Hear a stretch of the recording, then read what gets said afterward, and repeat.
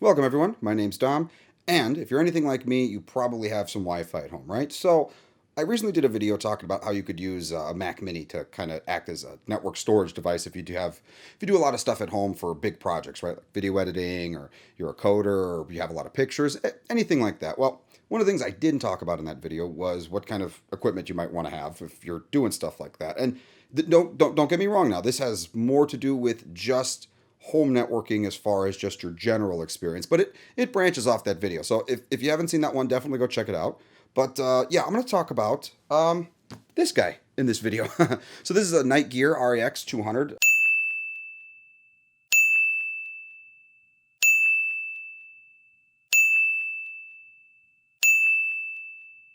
Wi-Fi 6 enabled router. That's kind of the thing that kind of made me interested in this guy. And you know, there's a lot more to what I learned in the past few months owning this router than I ever thought that I really understood when it came to home networking and all that kind of stuff. So, you know, let's get into it.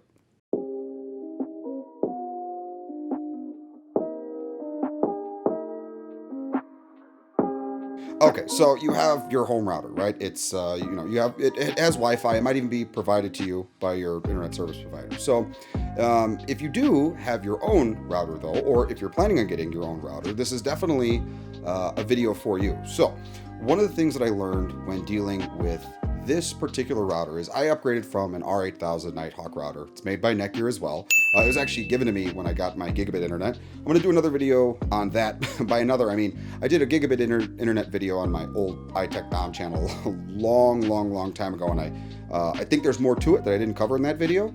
But yeah, one of the nice parts about this router, and even the previous R8000 routers, is it's able to handle a lot of traffic. But interestingly enough, they both use the older Wi-Fi standard, right? So this is the Wi-Fi 6 router, and before, now it used to be called Wi-Fi 802.11 AC, right? So that was your that was like, you know, your top of the line Wi-Fi for the longest time. So in this particular case, it's using 802.11 AX, and they finally got rid of all that naming stuff, and they just went with Wi-Fi 6, Wi-Fi 5, and so on. So this router obviously has Wi-Fi 5 capabilities, and my previous router has Wi-Fi 5 capabilities. But one of the things I found so interesting was with this router, now it's a very expensive router, so you know this might make sense as to why this router is kind of like this, but my network performance skyrocketed. I was suddenly noticing on a lot of the older devices here that I have at home. I have some MacBooks and just any of my Wi-Fi 5 devices.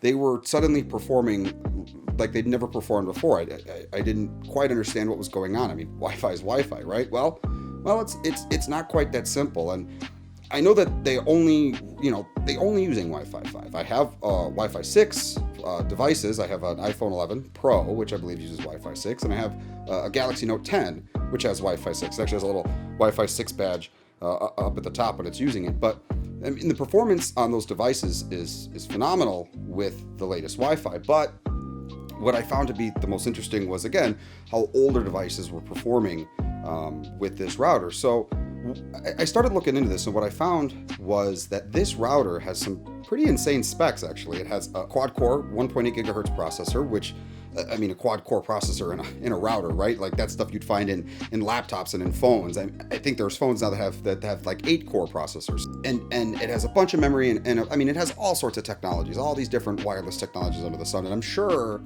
that helps with some of the things that when dealing with Wi-Fi 5, some of the other technologies that my previous router may not have had, this one has, and that may help with some of that speed that I'm seeing. But when I'm doing a lot of the video editing, I mean, that router's getting hit. I'm transferring gigabytes and gigabytes and gigabytes of data over the network to different devices, wirelessly and wired, and the router never craps out.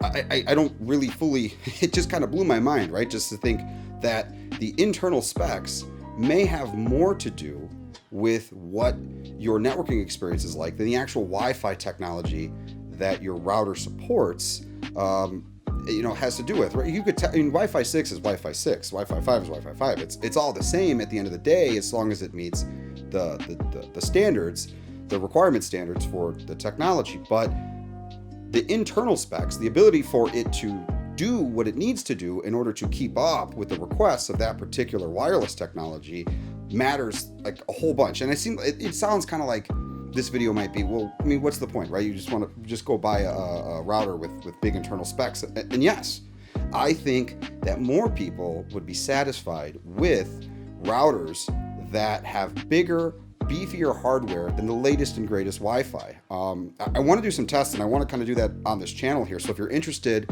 in me possibly looking at some other routers by other companies that, you know, throughout the whole spectrum, this one, like I said, is pretty pricey, but it's definitely got some future proofing. But you know, I can easily talk about my previous router before. I can easily talk about some. I mean, there's so many different router options out there, right? And we can kind of test possibly what you know, if there's any merit to this claim. You know, I'm curious to see. So if you guys definitely like the video, you know, if you want to see a bunch of videos that come out like that, and leave a comment too if you have a specific router or your specific router that you use that you might want to see me talk about or kind of delve into, because you know, I'm really curious about this. I wouldn't call it a phenomenon, but for the longest time I was under the impression that if a router had this wireless specification, then it could do this, right? Up to 13 megabits per second, up to this, up to that. But I never hit those speeds. And a lot of the times it's like, well, the real world is that you're never hitting those speeds. But you know what? I don't think they can hit those speeds, period. I think that's what the wireless technology can hit. But I don't think that's what the router can hit, right? The specification for Wi-Fi 5 might be, you know, X number of megabits per second. But the router itself can't actually do it. And I think that's related to possibly, you know, the antenna and other components. But I think more of that has to do with the internal specs, right? The internal hardware that's sitting inside of the router, the processor, the memory, the software, all that stuff that you don't really hear people talk about when it comes to routers. So I know this one's kind of an out there video. It's an introduction to something that I kind of want to start talking about, because if there's something here, I mean, we could try to, you know, hell, we could, we might be able to come up with a nice list of premium routers that are underrated but do, you know, amazing things because they're able to keep up with the demands of the typical household. So I mean, that's about it. This is kind of it's an introduction video to, you know, a bigger topic that I want to go to. So you know, like I said, guys, like the video if you want to see me kind of branch out into doing some videos about different home routers and their internal you know, their internal specs. Modems too. I think a modem can make a big difference, but that's like your connection on the outside, right? The router kind of handles your connection to the outside, but also your connection to the other devices within your network as well. So yeah, as I said, you know, leave a thumbs up if you want to see more videos, if you want to see me go on with this one.